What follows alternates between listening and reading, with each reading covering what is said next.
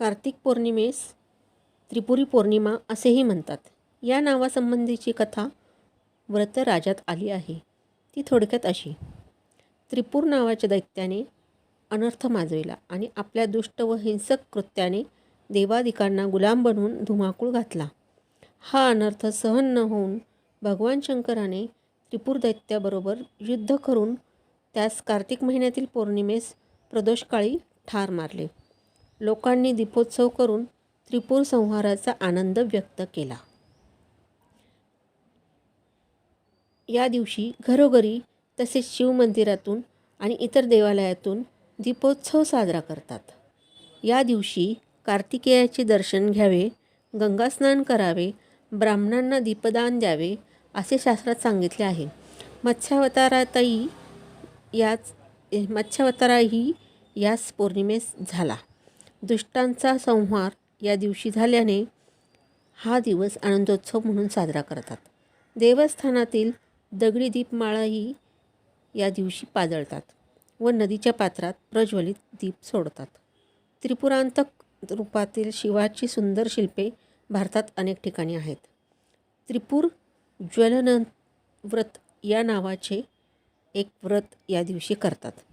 शिवापुढे वाती लावणे, दीपपात्रे दान देणे, शिवाची पूजा करणे हा या व्रताचा विधी असतो. त्रिपुरारी पौर्णिमेच्या दिवशी भगवान शिवांनी त्रिपुराचा अंत केला होता. ज्याप्रमाणे भगवान शिवांनी देवावर कृपा केली आणि त्रिपुरासुराचा अंत केला, देवाप्रमाणेच आपल्या जीवनातील देखील अंधकार, नकारात्मकता दूर होऊन आपल्या जीवनातील सर्व समस्यांचे निवारण व्हावं म्हणून त्रिपुरारी पौर्णिमा या दिवशी भगवान शंकराच्या मंदिरात किंवा आपल्या स्वतःच्या घरी दीपदान करावे. तसेच त्रिपुरा राक्षसाचे प्रतीक म्हणून 750 त्रिपुरातील मंत्रोक्त हवन या दिवशी करतात. भगवान शिवाचं पूजन केलं जातं आणि त्यांना अभिषेक केला जातो.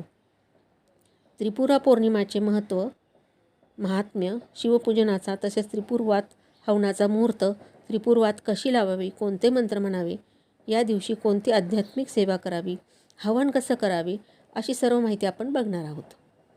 त्रिपुरारी पौर्णिमा मुहूर्त, त्रिपुरवाती कधी लावायची हे बघूया. यावर्षी कार्तिक शुक्ल पौर्णिमा तिथी प्रारंभ होणार आहे. 26 नोव्हेंबर रोजी दुपारी 3:55 आणि तिची समाप्ती होईल. 27 नोव्हेंबर रोजी 2:47 उदय तिथीनुसार 27 नोव्हेंबरला पौर्णिमा आहे. परंतु त्रिपुरारी पौर्णिमा पूजन असतं. शिवपूजन असेल किंवा त्रिपुरवात आपण जी लावतो ती प्रदोष समयी संध्याकाळी लावली जाते. म्हणूनच 26 नोव्हेंबर रोजी संध्याकाळी आपल्याला त्रिपुरवाती लावायचे आहेत.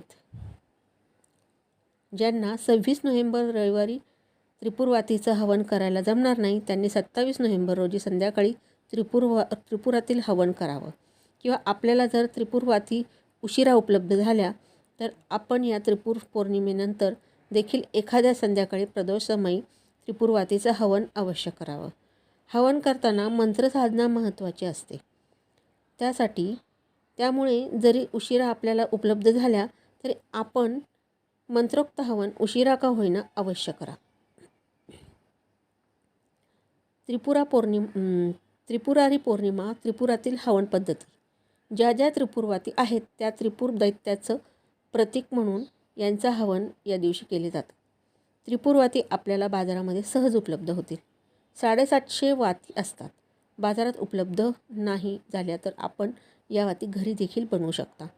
फक्त कापूस आणावा आणि ही वात आपण घरच्या घरी बनवू शकता. समजा एखाद्याला वातीच उपलब्ध झाल्या नसतील त्यांनी काय करावे? मंत्रोक्त हवन करा, शुद्ध तुपाची आहुती द्या, तरीसुद्धा ती अत्यंत फलदायी ठरेल. हवन कसं करायचं हे आपण पुढे बघणारच आहोत. या दिवशी आपल्याला भगवान शिवाचं पूजन करायचं असतं, त्याचा अभिषेक करायचा असतो. संध्याकाळच्या वेळेला प्रदोष समयी त्रिपुरारी पौर्णिमेच्या दिवशी म्हणजेच 26 नोव्हेंबर रोजी संध्याकाळी भगवान शिवाच्या शिवलिंगावरती आपल्याला अभिषेक करायचा आहे. ही पूजा संध्याकाळी सुरू करायच्या अगोदर आपल्या ज्या 750 वाती असतात या वाती प्रथम शुद्ध तुपामध्ये भिजत ठेवायच्या, म्हणजे त्यांचा हवन चांगलं होतं व ती भिजत ठेवून मग आपल्या पूजेला सुरुवात करायची. म्हणजे आपली पूजा होईपर्यंत या वाती चांगल्या भिजतील आणि त्यांचा हवन चांगल्या रीतीने होईल. संध्याकाळी शुद्ध दीपाचा दिवा लावून घ्यायचा. दिवा लावल्यानंतर गणेश पूजन करायचं. 26 नोव्हेंबरला नाही झालं तर 27 नोव्हेंबरला हे जरूर करायचं आहे. त्रिपुरारी पौर्णिमा. त्रिपुरातील अभिषेक कसा करावा? तामणामध्ये गणपती बाप्पाची मूर्ती घ्यावी. तिला शुद्ध पाण्यानं पंचामृताने पुन्हा शुद्ध पाण्याने स्नान घालायचं. देवघरासमोर एखादा पाट ठेवावा, चौरंग ठेवावा. त्यावरती शुभ्र वस्त्र जे भगवान शिवांना प्रिय आहे ते वस्त्र अंतरावर त्यावरती गणपती बाप्पाची मूर्ती स्थापन करावी. त्यानंतर आपल्या घरात शिवलिंग असेल तर ते तामणात घ्यायचं आहे. ज्यांच्याकडे शिवलिंग नसेल त्यांनी सुपारी घ्या आणि तामणामध्ये भगवान शिवाला शुद्ध पाण्याने, त्यानंतर पंचामृत किंवा दुधानं, दूध असेल तर कच्चं दूध घ्यावे. पिशवीतील किंवा उकडलेलं गार केलेलं दूध घेऊ नका. ओम नमः शिवाय किंवा शिव अस्तोत्तर शतनामावलीने चमचावर पळीभर पाणी टाकून भगवान शिवांना पिंडीला अभिषेक करायचा. बेलपत्र उपलब्ध झाला, बेलपत्र अवश्य घ्या. वाव. फुले व्हावीत. भगवान शिवाच्या पिंडीला म्हणजेच शिवलिंगावरती भस्म लावावं आणि ते भस्म आपल्या कपाळाला लावावं. अशा रीतीने प्रदोष भगवान शिवांना प्रथम अभिषेक करून घ्यायचा आहे. त्रिपुरारी पौर्णिमा. त्रिपुरातील हवन कसे करावे याबद्दल माहिती. अभिषेक केल्यानंतर आपण आता हवन करणार आहोत. हवनासाठी आपल्याला साहित्य काय लागेल? आपल्याला लागेल हवनकुंड. हवनकुंड मातीचाही चालेल. त्यानंतर 750 त्रिपुरवाती घ्याव्यात. प्रथम ज्या ठिकाणी आपण हवन करणार असाल शक्यतो पूर्व बाजूला आपल्या घरात पूर्व दिशेला हवनकुंड स्थापित करावं. त्यासाठी प्रथम जमिनीची पूजा करायची. हळद कुंकू अक्षता फूल वाहायची. ओम श्री वास्तुपुरुष आहे नमः हा मंत्र मनात म्हणायचा. हवनकुंड त्या ठिकाणी ठेवायचा. हवनकुंडाची देखील हळद अक्षता फूल वाहून पूजा करायची. आता आपण पूजा सुरू करायच्या अगोदर ज्या त्रिपुरवाती तुपामध्ये भिजत घातल्या होत्या त्या वाती घ्याव्या आणि त्या हवनकुंडामध्ये ठेवून द्याव्यात. कापूर आणि आपल्या घरातील दिव्यातून अग्नी घेऊन त्रिपुरवाती प्रज्वलित कराव्यात. या त्रिपुरवाती का जळतात? त्रिपुरवाती त्या त्रिपुर दैत्याचं प्रतीक म्हणून त्यांचा त्रिपुरारी पौर्णिमेच्या दिवशी हवन केले जातात.